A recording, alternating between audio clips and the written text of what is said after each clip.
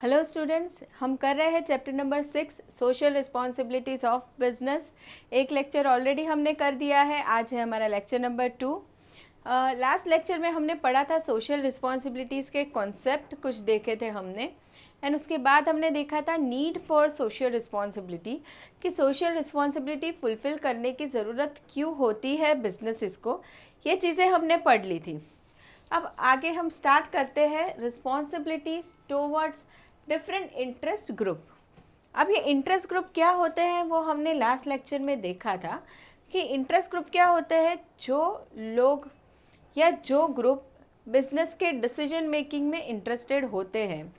जैसे कि हम इन्वेस्टर की बात करें या ओनर की बात करें या फिर एम्प्लॉयज़ की बात करें या गवर्नमेंट की बात करें, तो बिज़नेस की डिसीजन की वजह से जिसको अफेक्ट होने वाला है उन लोगों को हम कहेंगे इंटरेस्ट ग्रुप।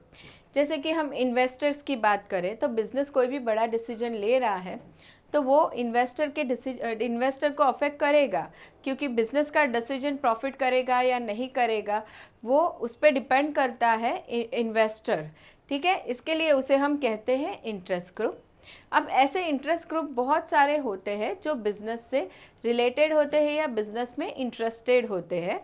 तो एक एक ग्रुप की तरफ क्या क्या जिम्मेदारी है बिज़नेस की वो हम डिटेल में पढ़ेंगे यहाँ पे।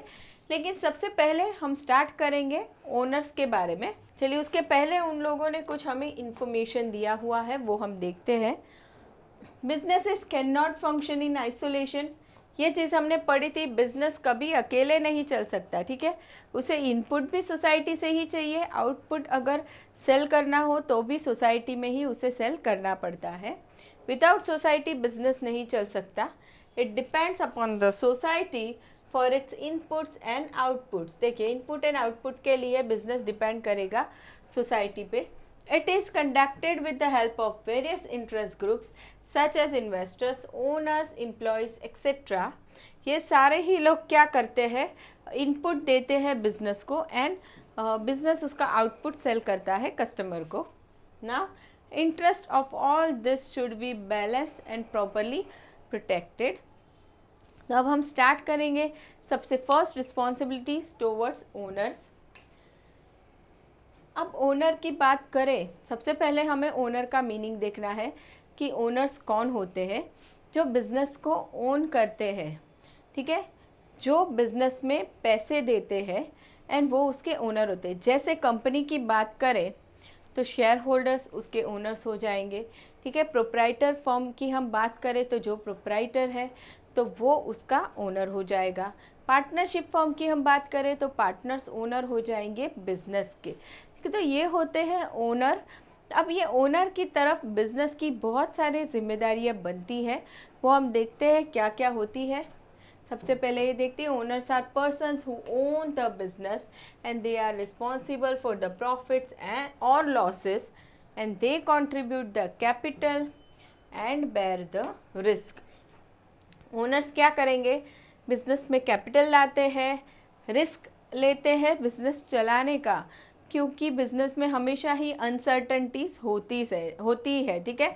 बिज़नेस में हम सोच नहीं सकते कि प्रॉफिट ही होगा या लॉस होगा, कि हमें कुछ पता नहीं है बिज़नेस में क्या होगा, ठीक है। तो रिस्क रहता है, प्रॉफिट होगा या नहीं होगा, तो वो रिस्क लेते हैं, कैपिटल लाते हैं बिज़नेस में, और प्रॉफिट हुआ या लॉस हुआ उसके ज़िम्मेदार भी वो लोग ही होते हैं। Following are the responsibilities towards owners. अब ओनर की तरफ रिस्पॉन्सिबिलिटी हम एक एक करके पढ़ते हैं। सबसे फर्स्ट है रीजनेबल प्रॉफिट। देखिए, रीजनेबल प्रॉफिट अर्न करना ओनर्स के लिए ये एक जिम्मेदारी है बिजनेस की, ठीक है। बिजनेस को क्या करना है, बहुत अच्छे से काम करना है। बिजनेस का मैनेजमेंट क्या करेगा, बहुत अच्छे से काम करेगा ताकि वो अच्छे से अच्छा प्रॉफिट कमा के दे सके उसके ओनर को। तो ये एक जिम्मेदारी है बिजनेस की। Business should earn reasonable profit. अब ये रीजनेबल क्यों कहा गया है कि वाइल अर्निंग द प्रॉफिट, जब प्रॉफिट करना चाहता है बिजनेस तो बिजनेस ने कोई गलत चीज़ नहीं करनी है। जैसे हाई प्राइस हमने चार्ज कर दिया या हमने कम कॉस्ट के लिए ख़राब क्वालिटी का रॉ मटेरियल यूज़ कर लिया और हमने ऐसा करके ज़्यादा प्रॉफिट अर्न कर लिया, तो ऐसी कोई चीज़ बिजनेस ने नहीं करनी है। रीजनेबल प्रॉफिट अर्न करना है। Profit facilitates growth and expansion. देखिए प्रॉफिट क्या लाता है बिजनेस में, ग्रोथ एंड एक्सपांशन लाता है। It will bring financial stability, financial stability भी लाता है। फाइनेंशियल स्टेबिलिटी का मतलब है कि फंड्स कभी शॉर्टेज नहीं होते, बिजनेस में स्टेबल रहते हैं, ठीक है। बिजनेस को बार बार पैसों की ज़रूरत नहीं पड़ती। एंड दूसरा, बिजनेस में ग्रोथ एंड एक्सपेंशन आता है। ग्रोथ का मतलब है बिजनेस सेम लाइन में ही आगे बढ़ता है, एंड एक्सपेंशन का मतलब बिजनेस कुछ नई चीज़ चालू करता है। जैसे कि मान लो वॉशिंग मशीन सेल करने का बिजनेस हो, तो वो इंसान रेफ्रिजरेटर भी सेल करना चालू करता है, टेलीविज़न सेल करना चालू करता है, ठीक है। तो उसका मतलब वो एक्सपेंशन कर रहा है कुछ। तो बिजनेस में प्रॉफिट अगर अच्छे से अच्छा होता है तो बिजनेस का ग्रोथ होता है एंड एक्सपेंशन भी होता है। Now next is exploring business opportunities. देखिए बिजनेस की जो अपॉर्चुनिटीज़ होती है, बिजनेस को एवरीडे ट्राई करना चाहिए कि नए से नई अपॉर्चुनिटी वो ढूंढे ग्रोथ करने के लिए। अब अपॉर्चुनिटीज़ अवेलेबल है तो उनको एक्सप्लोर करना चाहिए। क्यों एक्सप्लोर करना चाहिए? क्योंकि अगर नई नई अपॉर्चुनिटी तुम एक्सप्लोर नहीं करते हो तो बिज़नेस आगे ही नहीं बढ़ेगा, तो फिर लॉन्ग रन में बिज़नेस को सक्सेस कैसे मिलेगी? बिज़नेस वहीं पे अटक जाएगा। इसलिए बिज़नेस ने हमेशा आगे बढ़ने की ट्राई करनी है एंड उसके लिए अपॉर्चुनिटीज़ को एक्सप्लोर करना पड़ेगा। Opportunities the scope available for business unit to expand, grow and diversify the business. Businessmen should be alert to find such opportunities. For success of business, it is very crucial, and so whenever they arise, it should be explored. ठीक है, business हमेशा try करेगा opportunity की। मान लो business कुछ product cell कर रहा है, बिजनेस को ऐसे लग रहा है कि चलो कोई नया एरिया है वहाँ पे हमारा प्रोडक्ट सेल हो सकता है, तो बिजनेस ने ज़रूर ट्राई करनी चाहिए वहाँ पे प्रोडक्ट सेल करने की, क्योंकि ये क्या है, एक तरह की अपॉर्चुनिटी है। वो अपॉर्चुनिटी क्या करेगी? प्रॉफिट लाने में हेल्प करेगी, एंड प्रॉफिट की वजह से बिजनेस क्या करेगा? ग्रो करेगा, एक्सपैंड करेगा। ये हो गई second responsibility. Now third one is optimum use of capital. अभी ऑफ कोर्स ओनर ने क्या दिया है हमें बिजनेस में? कैपिटल दिया है। अब ये जो कैपिटल आया है बिजनेस में, उस कैपिटल का यूज़ कैसा होना चाहिए? ऑप्टिमम। ऑप्टिमम का मतलब मैक्सिमम यूज़ करना है उस कैपिटल का एंड वेस्टेज कम करना है। तो available capital should be used carefully and efficiently. Business risk should be considered. Management should give attention to safety of the capital. अब कैपिटल मतलब पैसे आए हैं बिजनेस में, तो ऐसा नहीं है कि बिना सोचे ही वो पैसे हम यूज़ कर रहे हैं, ठीक है। कोई भी मशीनरी ले लिया, कहीं पे भी ब्रांच ओपन कर दिया, कैसे भी हम पैसे यूज़ कर रही है वैसे नहीं चलेगा। हमें पैसे कैपिटल बहुत केयरफुली यूज़ करना पड़ेगा ताकि उसका बेनिफिट उसके ओनर को मिले। Now next is minimise wastages. Wastages को मिनिमम रखना होगा बिजनेस में। Business organisation can maximise profitability by minimising wastages. Of course wastage कम होगा तब जाके ही बिजनेस का प्रॉफिट बढ़ने वाला है, मैक्सिमम होगा। अगर हम वेस्टेज करते रहेंगे तो प्रॉफिट उतना कम ही होने वाला है हमारा। Wastage of time, money, man power should be minimise, ठीक है। सारी चीज़ों का हमें वेस्टेज नहीं करना है। Next is efficient business. देखिए बिजनेस मैनेजमेंट ने बिजनेस कैसा चलाना है? एफिशिएंटली चलाना है, ठीक है। जितने भी रिसोर्सेस है उसे बहुत अच्छा यूटिलाइज करके चलाना है ताकि बिजनेस ज़्यादा से ज़्यादा प्रॉफिट करे। दूसरा तो ये देखिए स्कैर्स रिसोर्सेज की बात की है यहाँ पे उन लोगों ने। Scarce resources should be utilised at optimum level. Scarce resources मतलब जो रिसोर्सेज हमारे पास अनलिमिटेड नहीं है, लिमिटेड है, ठीक है। जैसे कि एग्जांपल हम नेचुरल रिसोर्सेज की बात करें तो हमें बहुत ध्यान से उन्हें यूज़ करना पड़ता है, वो एक स्कैर्स रिसोर्स है। तो ऐसे रिसोर्सेज को हमें ऑप्टिमम लेवल पे यूज़ करना है। Efficient use of resources will increase profitability and productivity. so that businesses can be conducted more efficiently. ये हो गई हमारी थर्ड रिस्पॉन्सिबिलिटी. ना fifth responsibility. Six one is fair practices on stock exchange. देखिए, company के shares हमेशा stock exchange पे trade होते हैं, ठीक है. अब क्या होगा, बिजनेस को क्या करनी है, फेयर प्रैक्टिस रखनी है वहाँ पे. अब कभी कभी मान लो ऐसे हो जाता है कि बिजनेस ने ऐसे गलत न्यूज़ फैला दी कि चलो हम कोई बहुत बड़ा नया अच्छा प्रोजेक्ट स्टार्ट करने वाले हैं, तो उससे हमें बहुत ज़्यादा प्रॉफिट होने वाला है.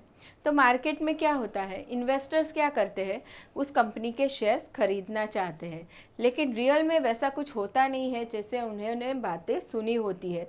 तो ये कुछ अनफेयर प्रैक्टिस हो गई जो यहाँ पे की गई. तो बिजनेस ने ऐसा कुछ भी नहीं करना चाहिए. फेयर प्रैक्टिस रखनी है on stock exchange. All sorts of unfair practices related to stock exchange, like देखिए, insider training, providing wrong and secret information etc. should be avoided. ये कोई भी काम होना नहीं चाहिए. insider trading नहीं होनी चाहिए, providing wrong and secret information, ये सारी unfair practices है.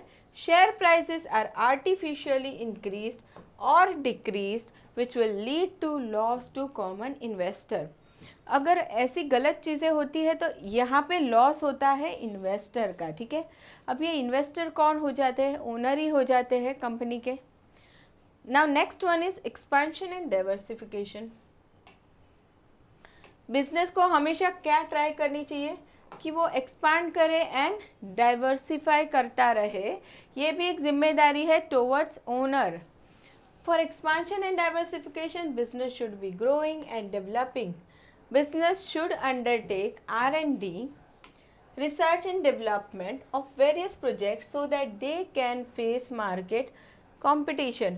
हमेशा ही बिजनेस क्या करते रहेगा, रिसर्च एंड डेवलपमेंट. अब ये रिसर्च एंड डेवलपमेंट वो अपने प्रोडक्ट में भी कर सकता है या काम करने के प्रोसेस में भी कर सकता है. वो जिस तरीके से काम कर रहा है उस प्रोसेस में भी R&D हो सकता है, जिसकी वजह से बिजनेस ग्रो कर सके या डाइवर्सिफाई कर सके. तो बिजनेस ने एक्सपांशन एंड डाइवर्सिफिकेशन करना चाहिए. ये एक रिस्पॉन्सिबिलिटी है towards owners. Now next is periodic information. Information मिलना ज़रूरी है ओनर को.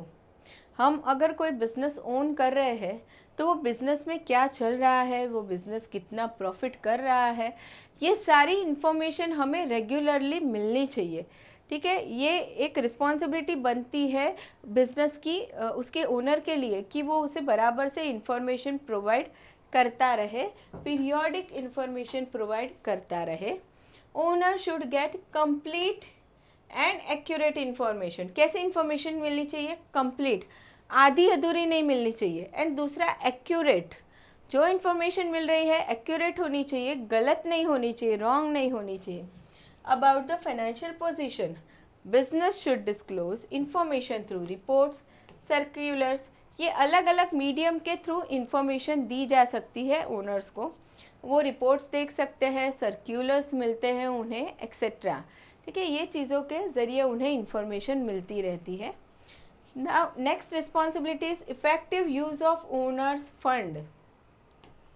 ओनर का जो फंड है, मतलब ओनर ने जो पैसे दिए हैं बिजनेस में, लगाए हैं पैसे, उसका कैसा यूज़ होना चाहिए, इफ़ेक्टिव यूज़ होना चाहिए.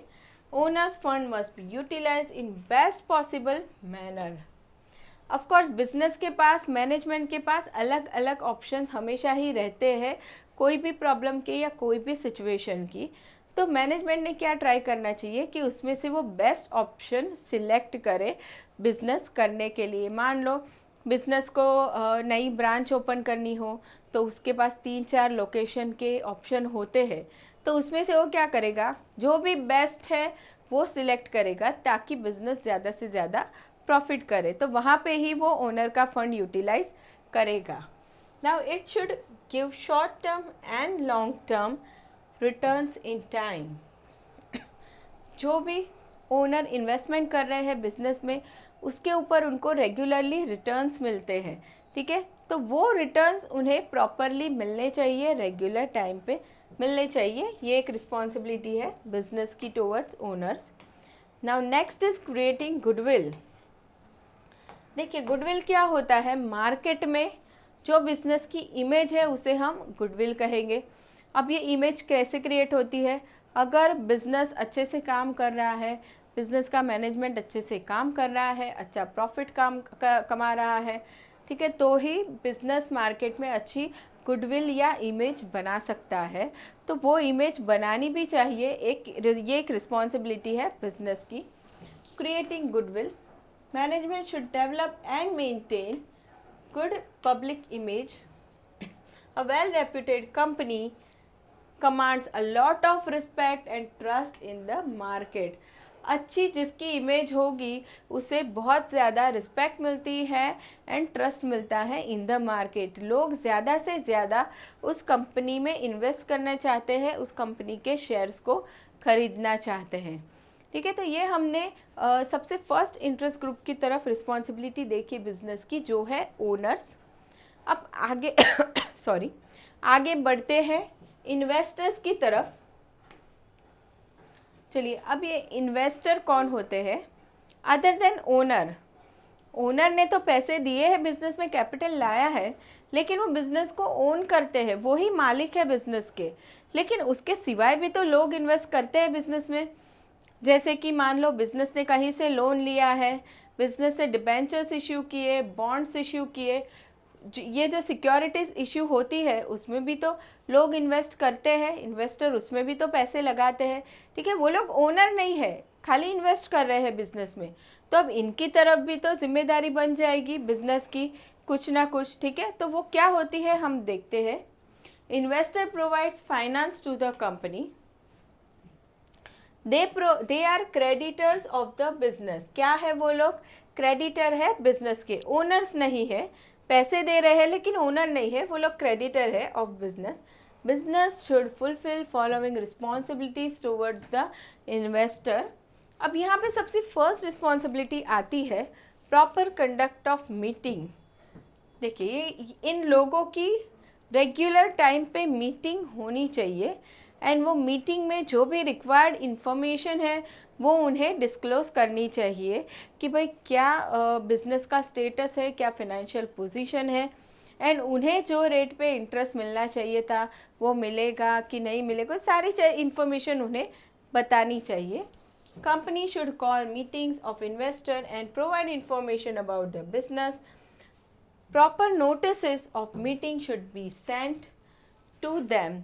मीटिंग होने से पहले नोटिस भेजना ज़रूरी है मीटिंग की, जिसमें लिखा होगा मीटिंग कब है, कौन से दिन पे है, क्या टाइम पे है, कौन सी प्लेस पे है। तो नोटिस भेजना बहुत ज़रूरी है सारे ही इन्वेस्टर्स को। In period of crisis investor should be taken in to confidence. In period of crisis मान लो अब बिज़नेस है, लॉन्ग रन में बिज़नेस चलता है, तो कभी कभार तो ऐसी सिचुएशन आ ही जाती है जब बिज़नेस में प्रॉब्लम क्रिएट होती है, शॉर्टेज हो जाती है पैसों की, ठीक है। तो ऐसे टाइम पे इन्वेस्टर की मीटिंग बुला के इन्वेस्टर को समझाना चाहिए कि भाई अभी हमारा बिज़नेस लॉस कर रहा है लेकिन इन फ्यूचर हम प्रॉफिट करके आपके सारे पैसे दे देंगे, ठीक है। तो इसका मतलब होता है इन्वेस्टर को कॉन्फिडेंस में लेना। Factors responsible for failure should be known to the investor.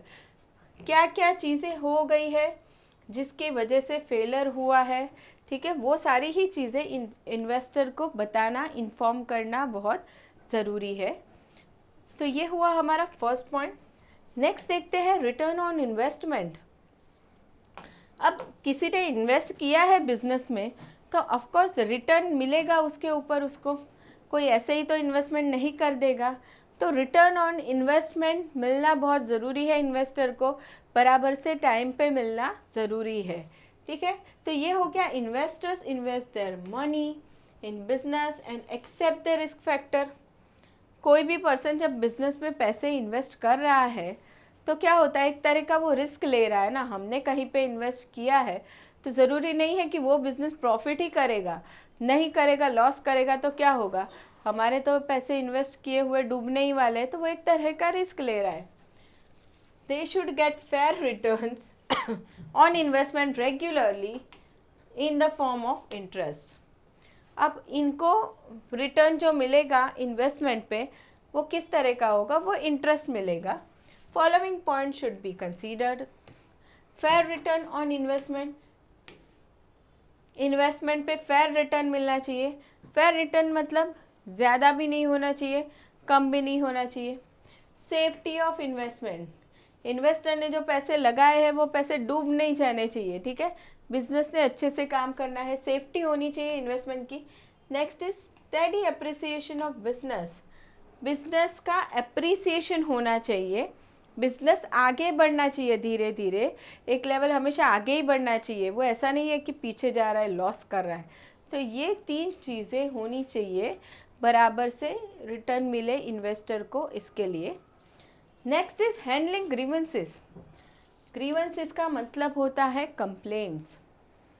अब इन्वेस्टर को हो सकता है कि कोई कंप्लेंट हो, काफ़ी सारे रीजंस ऐसे होते हैं जिसके लिए उन्हें कंप्लेंट होती है, जैसे प्रॉपर रिटर्न नहीं मिला उन्हें, या फिर मीटिंग की नोटिस नहीं मिली, या फिर प्रॉपर इन्फॉर्मेशन डिस्क्लोज नहीं, कोई भी ग्रीवेंस हो सकता है, ठीक है। तो उनका प्रॉपर से सल्यूशन आना चाहिए। बिजनेस ने उनकी कंप्लेंट अच्छे से सुननी चाहिए एंड सल्यूशन लाना चाहिए। तो ये हो जाता है handling grievances. A company should handle investors grievances if any, there should be effective methodology for all this. Methodology का मतलब है कि प्रॉपर एक सिस्टम सेट होना चाहिए बिजनेस में इन्वेस्टर की कंप्लेंट्स को सॉल्व करने के लिए। All queries regarding any other issue must be answered in a satisfactory way, ठीक है। सेटिस्फैक्ट्री वे मतलब इन्वेस्टर को ऐसा नहीं है हमने सोल्यूशन ला दिया लेकिन इन्वेस्टर हैप्पी नहीं है, उससे सेटिस्फैक्शन नहीं हुआ है, ऐसा नहीं होना चाहिए। हमने ऐसा सोल्यूशन लाना चाहिए कि उसके माइंड में सेटिस्फैक्शन आए कि नहीं मेरी प्रॉब्लम सॉल्व हो गई है। Now next is maintain transparency. Transparency का मतलब हो जाएगा इन्वेस्टर को जो भी इंफॉर्मेशन मिल रही है वो रेगुलर मिलनी चाहिए, करेक्ट मिलनी चाहिए, एक्यूरेट होनी चाहिए, ठीक है, गलत नहीं होनी चाहिए। और इन्वेस्टर इन्फॉर्मेशन मांग रहा है तो कोई सीक्रेसी नहीं रखनी चाहिए, उसे इन्फॉर्मेशन दे देनी चाहिए। एक तरह की ट्रांसपेरेंसी रखनी होगी बिजनेस ने इन्वेस्टर के लिए। Investors provide long term capital as well as working capital to run business efficiently, so it should maintain high degree of transparency in its operation. Investors, अब ये इन्वेस्टर की हम बात कर रहे हैं तो लॉन्ग टर्म भी हो सकते हैं, शॉर्ट टर्म भी हो सकते हैं। जैसे हमने डिबेंचर्स की बात की थी, बॉन्ड्स की बात की थी, वो सारे लॉन्ग टर्म हो जाते हैं। लेकिन मान लो हमने कोई शॉर्ट टर्म के लिए लोन लिया हुआ है वर्किंग कैपिटल के लिए, तो वो सारे शॉर्ट टर्म के लिए इन्वेस्टर्स हो जाते हैं। तो इन सारे ही लोगों के लिए बिजनेस ने ट्रांसपेरेंसी रखना बहुत ज़रूरी है। Now next is proper disclosure of information. जो भी इंफॉर्मेशन इन्वेस्टर को मिल रही है वो करेक्ट होनी चाहिए, कंप्लीट होनी चाहिए। Management should present full and factual information to investors. They should get regular reports. Regularly क्या मिलना चाहिए उन्हें, reports, circulars, statement of profit, ये चीज़ें उन्हें मिलनी चाहिए रेगुलरली। मान लो क्वार्टरली डिसाइड हुआ तो क्वार्टरली, 6 मंथली या एनुअली उन्हें इन्फॉर्मेशन मिलनी चाहिए। The financial performance of the company must be provided correctly so that prospective investors can take right decision to invest in future. देखिए, प्रोस्पेक्टिव इन्वेस्टर का मतलब होता है जिन्होंने अभी इन्वेस्टमेंट किया नहीं है लेकिन वो फ्यूचर में इन्वेस्ट करना चाहते हैं, ठीक है। तो ऐसे लोगों के लिए भी फाइनेंशियल इंफॉर्मेशन एक्यूरेटली प्रोवाइड करना बहुत ज़रूरी है। अगर हमने रॉन्ग इन्फॉर्मेशन दे दी तो लॉस इन्वेस्टर का ही हो जाता है। Now all this will ensure them that their investment is safe.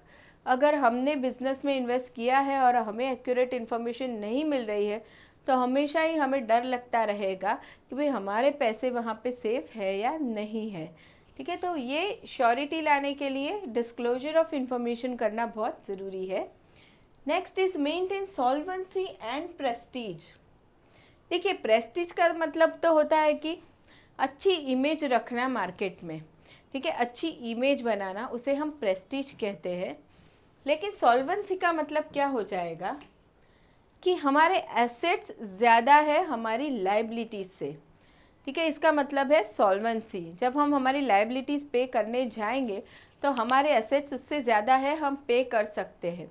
And उल्टा हो गया, मान लो एसेट्स कम है लायबिलिटीज़ ज़्यादा है, तो इसका मतलब ये हो गया कि कंपनी इंसॉल्वेंट हो गई। तो सॉल्वेंसी मेंटेन रखना ये भी एक रिस्पॉन्सिबिलिटी है बिजनेस की towards investors. Business should maintain sound financial position. Sound मतलब अच्छा, गुड फाइनेंशियल पोजीशन बिजनेस ने रखनी है। Solvency, prestige and goodwill to satisfy investors. Business should take continuous efforts for research, innovation and expansion program. ये सारी चीज़ें business ने करते रहना चाहिए। रिसर्च करनी है, इनोवेशन करना है, सारी चीज़ें करनी है, ठीक है, तभी बिजनेस ग्रो करेगा, नहीं तो बिजनेस वहीं के वहीं रहेगा, नहीं तो फिर लॉस करने लगेगा, ठीक है। तो ये हमने पॉइंट्स देखे कुछ टुवर्ड्स इन्वेस्टर्स, जो बिजनेस की रिस्पॉन्सिबिलिटी है वो। अब आगे बढ़ते हैं रिस्पॉन्सिबिलिटीज टुवर्ड्स एम्प्लॉयज़। ये रहेगा हमारा थर्ड इंटरेस्ट ग्रुप, एम्प्लॉयज़। देखिए, एम्प्लॉयज़ की बात करें तो बिजनेस जो भी रिसोर्सेस यूज़ कर रहा है खुद को चलाने के लिए, जैसे हम मनी कहे या मटेरियल कहे, मशीन्स कहे, लैंड होती है, तो ये सारे रिसोर्सेस में एम्प्लॉयज़ एक बहुत ज़्यादा इम्पॉर्टेंट रोल प्ले करते हैं, क्योंकि एम्प्लॉयज़ ही बाकी रिसोर्स यूज़ करके प्रोसेस करने वाले हैं, एक्टिविटीज़ बिजनेस की वो करने वाले हैं। तो अगर एम्प्लॉयज़ की तरफ बिजनेस रिस्पॉन्सिबिलिटी फुलफ़िल नहीं करता है तो क्या होता है, वो बिज़नेस की इमेज बहुत डाउन हो जाती है, एम्प्लॉय बिजनेस को छोड़ के चले जाते हैं, ठीक है। तो employees are human resource to the organisation, they must be treated with dignity and respect. The management and employees should develop mutual understanding and trust. देखिए, मैनेजमेंट एंड एम्प्लॉयज़ के बीच में क्या होना चाहिए, म्यूचुअली ट्रस्ट होना चाहिए, अंडरस्टैंडिंग होनी चाहिए, दोनों के रिलेशंस बहुत अच्छे होने चाहिए। Government has passed various labour laws to safeguard the interest of the employees. Government ने भी काफ़ी सारे रूल्स बनाए हैं, लॉज बनाए हैं, एम्प्लॉयज़ को प्रोटेक्शन मिले उसके लिए। Business has following responsibility towards employees. क्या क्या जिम्मेदारी है बिजनेस की एम्प्लॉय के लिए, देखते हैं। Job security. जब कोई एम्प्लॉय बिजनेस में आता है, अपॉइंट होता है, रिक्रूट होता है, तो उस वक्त बिजनेस ने उसको प्रॉपरली जॉब श्योरिटी देनी है, सिक्योरिटी देनी है, उस एम्प्लॉय को परमानेंट कर देना है, ठीक है।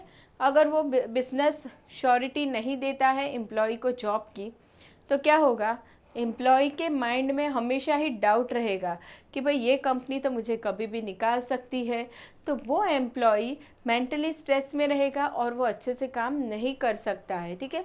तो जॉब सिक्योरिटी प्रोवाइड करना ये सबसे फर्स्ट रिस्पॉन्सिबिलिटी है बिजनेस की। Security of job provides mental peace and employees can work with full dedication and concentration. Commitment with the work will raise their morale and loyalty towards the organization।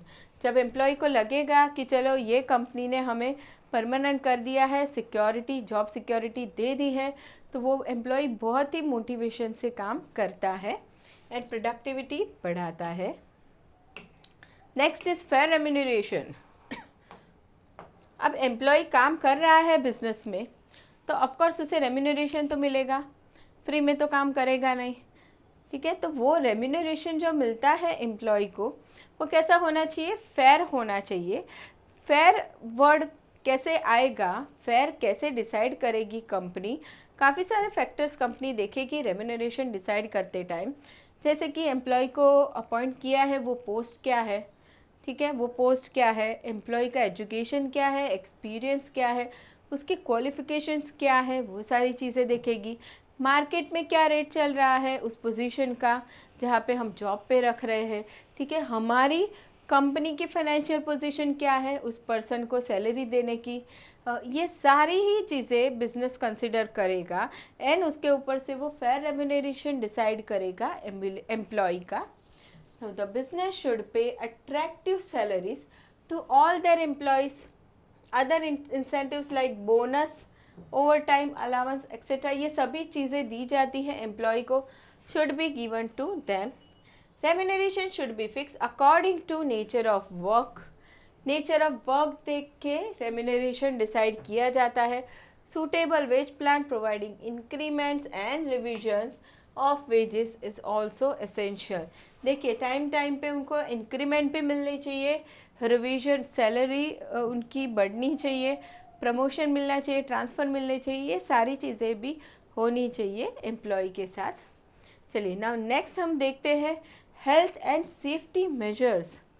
देखिए employ को हमने रखा है हमारे business में काम करने के लिए, लेकिन जहाँ पे वो काम कर रहा है वो एनवायरनमेंट उसके लिए सेफ़ नहीं है, उसकी हेल्थ को अफेक्ट कर रहा है, तो वो एम्प्लॉय बिज़नेस में काम करना नहीं चाहेगा.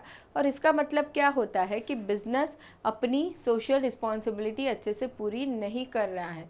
एग्ज़ाम्पल के लिए मान लो कि एम्प्लॉय को जो काम कर रहा है जहाँ पे, वहाँ पे लाइटिंग फैसिलिटी प्रॉपर नहीं है, ठीक है, वाटर फैसिलिटी अच्छी नहीं है, वेंटिलेशन प्रॉपर नहीं है, तो ये सारी चीज़ें क्या होती है, एम्प्लॉय की हेल्थ को अफेक्ट करती है. Now business should protect health and hygiene of employees. Canteen facilities, medical facilities and proper sanitation must be provided to the workers. Proper maintenance of machines and premises must be done to prevent accidents and to control pollution. Safety equipments like hand gloves, safety shoes, helmets, goggle, mask, etc. should be provided to concerned employees. देखिए ये सारी चीज़ें safety के लिए business ने करनी चाहिए. Shoes, helmets वगैरह जहाँ पे रिक्वायरमेंट हो वहाँ पे प्रोवाइड करना चाहिए. एंड हेल्थ के लिए, हेल्थ एंड हाइजीन के लिए भी बहुत ध्यान रखना चाहिए. Now next is good working conditions. चलिए अब वर्किंग कंडीशन की हम बात करेंगे. जहाँ एम्प्लॉय काम कर रहा है वहाँ के आजू बाजू का जो इंफ्रास्ट्रक्चर है, वर्किंग कंडीशन है, अगर वो अच्छी नहीं है तो एम्प्लॉय डीमोटिवेट हो जाता है, अच्छे से काम नहीं कर पाता है वो, ठीक है. तो एम्प्लॉय को हमेशा गुड वर्किंग कंडीशंस मिलनी चाहिए, क्योंकि एम्प्लॉय कुछ थोड़ी ना आधे घंटे या 1 घंटे के लिए काम करेगा, वो पूरे दिन के लिए काम करना चाहिए. तो वर्किंग कंडीशंस बहुत अच्छी होनी चाहिए. The employees should be provided with good working conditions such as adequate lighting, ventilation, drinking water, etc. Necessary steps should be taken to avoid air, water and sound pollution. Pollution को avoid करना है. There should be proper working hours with lunch breaks and rest pauses, etc. Proper break जहाँ पे required है वो भी employ को मिलना चाहिए, क्योंकि एम्प्लॉयज़ इंसान है, मशीन तो है नहीं, ठीक है. प्रॉपर ब्रेक मिलेगा, रेस्ट मिलेगा तो ही वो लोग अच्छे से काम कर सकते हैं. Now next is recognition of trade unions. Business ने क्या करना है, ट्रेड यूनियन को रिकग्नाइज करना है, ताकि अगर ट्रेड यूनियन को रिकग्नाइज नहीं किया जाएगा तो क्या प्रॉब्लम होने वाली है, एम्प्लॉय डीमोटिवेट हो जाएगा, ठीक है. क्योंकि एम्प्लॉय को राइट है ट्रेड यूनियन ज्वाइन करने का, उसमें वो बिजनेस उसे मना नहीं कर सकता है. तो it is the responsibility of business organisation to maintain industrial peace. Employer must recognise the workers right to join trade union. Employers should not restrict employees from forming trade union. देखिए employer मना नहीं कर सकता है trade union बनाने से. Divide and rule policy should not be followed. Management should sort out various problems of workers by holding talks और negotiation with such unions. अगर कुछ प्रॉब्लम हो जाती है, एम्प्लॉय ने कंप्लेंट किया है ट्रेड यूनियन को, तो उस कंप्लेंट को मैनेजमेंट ने सॉल्व करना चाहिए डिस्कस करके ट्रेड यूनियन के साथ में. मान लो सैलरी के लिए प्रॉब्लम है, वर्किंग कंडीशन के लिए प्रॉब्लम है, जो भी प्रॉब्लम है नेगोशिएशन करके, डिस्कशन करके सॉल्यूशन उसका आना चाहिए. Management and union should agree to ban strike and lockouts to protect interest of both the parties. ठीक है, सामने ट्रेड यूनियन ने भी ध्यान में रखना है कि बिन ज़रूरी स्ट्राइक ना करें या लॉकआउट ना करें। अब आगे नेक्स्ट रिस्पॉन्सिबिलिटी है एजुकेशन एंड ट्रेनिंग। देखिए, एक बार एम्प्लॉय आ गया बिजनेस में तो ऐसा नहीं है कि चलो वो फर्स्ट डे से ही काम करने लगेगा, उसको सारी चीज़ें पता है, ऐसा तो नहीं होता है। उससे ट्रेनिंग देना पड़ता है, ठीक है। और अगर एम्प्लॉय पहले से एग्जिस्ट करता है, बिजनेस में काम कर रहा है, तो भी कभी कभी ऐसे होता है कि जहाँ पे रिक्वायरमेंट हो उस टाइम पे एम्प्लॉय को ट्रेनिंग मिलनी चाहिए, एजुकेशन मिलना चाहिए। मान लो कोई नया मशीनरी आया, कोई नया प्रोसेस आया काम करने का, तो एम्प्लॉय को एजुकेशन एंड ट्रेनिंग देना बहुत ज़रूरी है। Organisation should make every possible attempt to educate employee. Guidance and methods of training depend on nature of job.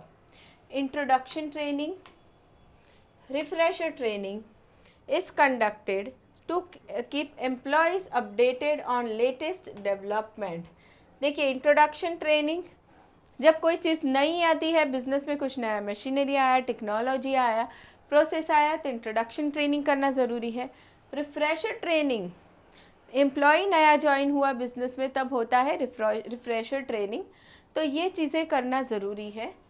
Training makes employees confident and also increases their efficiency. Of course training देने से employee efficiently काम कर सकता है। Now next is workers participation in management. देखिए, worker का participation होना ज़रूरी है मैनेजमेंट में।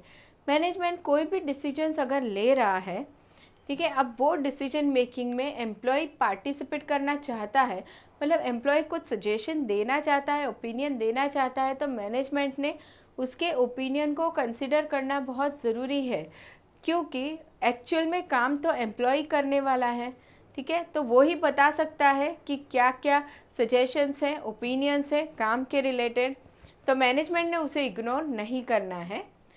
तो the workers must be encouraged to take part in management by forming workers committee. Suggestion scheme, profit sharing can be encouraged by management. It will raise their morale and give them a sense of belonging. जब हम employees के suggestions को consider करते हैं decision making में, तो of course employ का motivation बढ़ जाता है। उन्हें ऐसे लगता है कि हम भी ऑर्गेनाइजेशन का एक पार्ट है, एक हिस्सा है, इसलिए वो बहुत एफिशिएंटली काम करते हैं। Now next is promotion and career opportunities. देखिए, promotion and career opportunities, business ने क्या करना है, एम्प्लॉय को नई नई अपॉर्चुनिटी देते रहना चाहिए।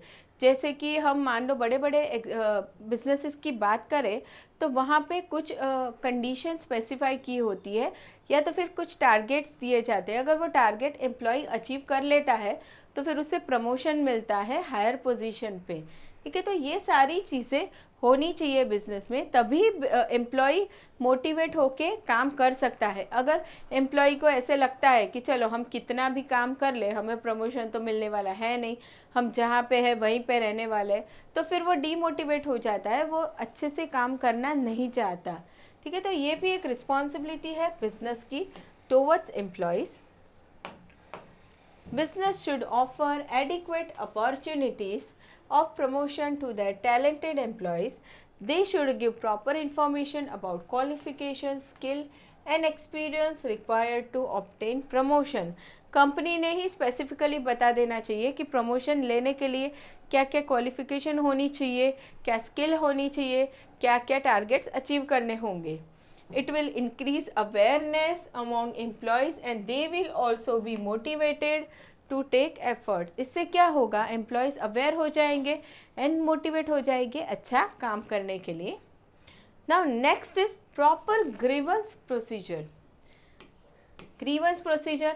ग्रीवेंस कंप्लेंट्स जो रहती है एम्प्लॉयज़ की, क्वेरीज रहती है, ठीक है, तो उनका सोल्यूशन लाना बहुत ज़रूरी है। अगर एम्प्लॉय को कुछ प्रॉब्लम है, वर्किंग कंडीशंस के रिलेटेड या अदर कोई प्रॉब्लम है। अगर उनकी प्रॉब्लम को कंसीडर ना किया जाए तो एम्प्लॉय क्या करता है, फिर परेशान हो जाता है, अच्छे से काम नहीं करता, या तो फिर जॉब छोड़ के चला जाता है। तो बिजनेस में प्रॉपर ग्रीवेंस प्रोसीजर होनी चाहिए। There should be proper grievance procedure to handle employees complaints. All queries should be sorted quickly. Queries का सॉल्यूशन आना चाहिए, लेकिन वो भी कैसा, क्विकली, तुरंत ही आना चाहिए। ऐसा नहीं कि बहुत टाइम लगा दिया हमने और एम्प्लॉय परेशान हो गया, चला गया जॉब छोड़ के, ऐसा नहीं होना चाहिए। The employees must feel satisfied. Investigations and necessary actions should be taken to settle their grievances. Investigations भी होने चाहिए जहाँ पे ज़रूरी है वहाँ पे। चलिए अब आगे देखते हैं मिसलेनियस अदर रिस्पॉन्सिबिलिटीज़ क्या क्या है। Fair treatment to all employees. सारे एम्प्लॉयज़ को फेयर ट्रीटमेंट देना है, मतलब किसी के साथ भी पार्शलिटी नहीं करना है। काम देते टाइम भी या तो फिर सैलरी देते टाइम भी मैनेजमेंट ने पार्शलिटी नहीं करना चाहिए एम्प्लॉयज़ के साथ। उसके बाद है to recognise, appreciate and encourage special skills of employees. जो एम्प्लॉयज़ बहुत अच्छे से काम कर सकते हैं, टैलेंटेड है, जिनके पास बहुत अच्छा स्किल है, उसे रिकग्निशन मिलना चाहिए, उसे प्रमोशन मिलने चाहिए, ट्रांसफ़र्स मिलने चाहिए। ठीक है। Now next is to introduce code of conduct. Business में कोड ऑफ कंडक्ट होने चाहिए। कोड ऑफ कंडक्ट का मतलब है रूल्स होने चाहिए सारी चीज़ों के रिलेटेड। मान लो ऑफिस टाइमिंग्स है या यूनिफॉर्म्स है या काम के रिलेटेड रूल्स है, तो ये सारे ही रूल्स मेंशन होने चाहिए, बताने चाहिए एम्प्लॉयज़ को, ताकि एम्प्लॉयज़ के अंदर उसके लिए अवेयरनेस रहे और वो उसे अच्छे से फॉलो कर सकें। To provide opportunity for meaningful work and recognise goals. Opportunity देनी है एम्प्लॉयज़ को नई नई। To protect religious, social, political rights of employees. देखिए एम्प्लॉयज़ बहुत सारे होते हैं, अलग अलग रिलीजन के एम्प्लॉयज़ होते हैं। ऐसा नहीं है कि सिर्फ हिंदू एम्प्लॉयज़ ही हमारे पास काम कर रहे हैं। अलग अलग कास्ट के एम्प्लॉयज़ होते हैं, उनका सोशल स्टेटस अलग होता है। ठीक है। तो ये जो सारे राइट्स है एम्प्लॉयज़ के, सोशल है, रिलीजियस है, पॉलिटिकल है, इनको प्रोटेक्ट करना बहुत ज़रूरी है। Next is allowing information of informal groups. अब बिज़नेस में कैसे होगा, फॉर्मल ग्रुप्स तो होते ही है। ठीक है। टॉप लेवल मैनेजमेंट है, उसके अंडर लोअर मिडिल लेवल है, उसके बाद लोअर लेवल है। ठीक है। तो ये एक फॉर्म हो जाता है फॉर्मल ग्रुप। अब बिज़नेस में इनफॉर्मल ग्रुप भी काफ़ी सारे बनते हैं। कोई भी पर्सन किसी को भी पहचानता है, किसी का भी फ्रेंड है। ठीक है। फ्रेंड सर्कल क्रिएट हो गया। इनफॉर्मल ग्रुप्स तो बिज़नेस में बनते ही है, तो इनका फॉर्मेशन भी अलाउ होना चाहिए ताकि एम्प्लॉयज़ मोटिवेट होके काम कर सके। तो ये सारी रहेगी responsibility of business towards employees. ये हो गया हमारा थर्ड इंटरेस्ट ग्रुप हमने देखा। ना फोर्थ हम कंज्यूमर करेंगे, लेकिन वो नेक्स्ट लेक्चर में करेंगे। मिलते हैं नेक्स्ट लेक्चर में। Thank you so much students.